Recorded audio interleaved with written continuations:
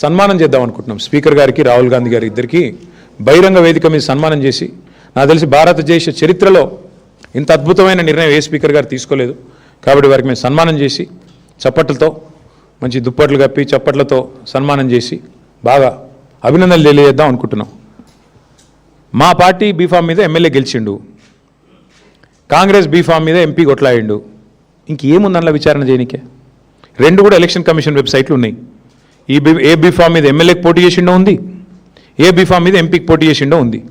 ఇక అది కూడా స్పీకర్ గారు రిజెక్ట్ చేసిందంటే అందుకే ఆయనకు తప్పకుండా సన్మానానికి ఆయన అర్హుడు. అయినా మీకు తెలుసు కదా, వికారాబాద్లో మున్సిపల్ కౌన్సిల్లో మా కౌన్సిలర్ ఒక ఆయన ఏకగ్రీవంగా గెలిచిండండి. కనీసం ఆ రిటర్నింగ్ ఆఫీసర్ ఆ కార్యాలయం బయటికి దాటి కూడా రాలే. ఇదే స్పీకర్ గారు ఎత్తుకొని పోయి కాంగ్రెస్ కండువా కప్పిండు, ఇది బీఆర్ఎస్ కౌన్సిలర్కు. ఇక ఆయన నుంచి ఏం న్యాయం ఆశించాలి మేము?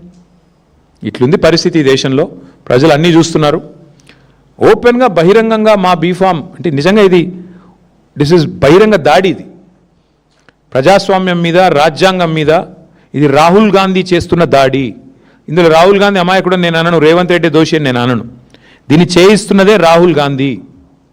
ఏ రాహుల్ గాంధీ అయితే రాజ్యాంగం పట్టుకొని పోజులు కొడతాడో, డైలాగులు కొడతాడో, యాంటీ డిఫెక్షన్ లా తెస్తా అని చెప్పి తుక్కుగూడలో తుక్కు డైలాగులు కొట్టిండో అదే రాహుల్ గాంధీ బుద్ధి తక్కువ పని ఇది. ఆ రాహుల్ గాంధీకి ఏమైనా సిగ్గు లజ్జ ఉంటే ఆయన సమాధానం చెప్పాలి. ఒక పార్టీ బీఫామ్ మీద గెలిచి ఇంకో పార్టీ బీఫామ్ మీద ఎంపీకి పోటీ చేసినోడు డిస్క్వాలిఫై కాకుండా ఎట్లుంటాడండి? మీరే చెప్తారు కదా, యాంటీ డిఫెక్షన్ లాని సమర్థవంతంగా అమలు చేస్తాం, మేము వెంటనే 10 రోజుల్లో ఆటోమేటిక్ డిస్క్వాలిఫికేషన్ చేస్తామని చెప్పారు రాహుల్ గాంధీ గారు. రేవంత్ రెడ్డి గారు ఏం చెప్పారు? పార్టీ మారిన వాళ్ళని రాళ్లతో కొట్టి చంపమన్నాడు. ఇప్పుడు ఎవరిని కొట్టాలా రాళ్లతో? రాహుల్ గాంధీని కొట్టాలనా, రేవంత్ రెడ్డిని కొట్టాలనా? అంటే ఇంత సిగ్గు లేకుండా, ఎవరేమనుకుంటారో అనే కనీస ఆలోచన లేకుండా మరి ఇంత నిర్లజ్జగా వ్యవహారం చేస్తున్నందుకు వారికి సన్మానం చేద్దాం అనుకుంటున్నాం. వారు ఒప్పుకుంటే నిజాం కాలేజీలో మంచి మైదానం ఉందాడ, వస్తే మంచి సన్మానం చేస్తాం అందరం వచ్చి. సరే, ఆయన గురించి అంత టైం వేస్ట్లే. కానీ పార్టీ ఫిరాయింపులు స్టార్ట్ చేసింది ఈ దేశంలో బ్రదర్, కొద్దిగా మీరందరూ జర్నలిస్టులు, ఎవడో గొట్టంగాడు అనగానే పట్టుకుంటారు. అట్లా స్టార్ట్ చేసిందే భారతదేశంలో కాంగ్రెస్. ఆయారాం గయారాం అనే కల్చర్ తెచ్చింది ఎవడు? కాంగ్రెస్ కాదా? అసలు 2004లో టీఆర్ఎస్కి 26 ఎమ్మెల్యేలు ఉండే, మా 10 మంది ఎమ్మెల్యేలు ఎత్తుకుపోయింది ఎవడు? ఇదే థర్డ్ క్లాస్ కాంగ్రెస్ కాదా? ఎవడు స్టార్ట్ చేసిండు? ఏం మాట్లాడుతుండే ఆయన?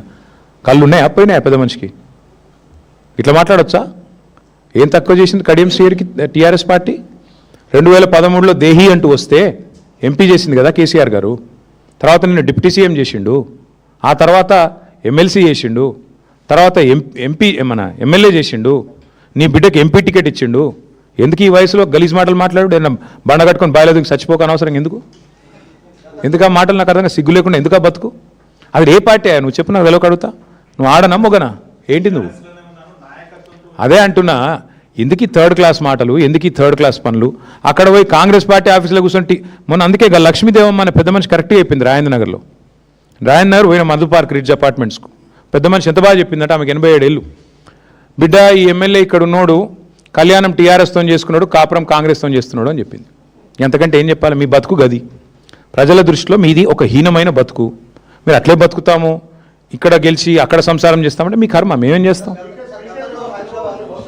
స్పీకర్ గారిది ఏముందండి పాపం, ఆయన నాడిస్తున్నది రాహుల్ గాంధీ. ఏం చేస్తాడు స్పీకర్ గారు? మా ప్రసాద్ అన్న మంచోడే, కానీ ఏం చేస్తాడు ఆయన?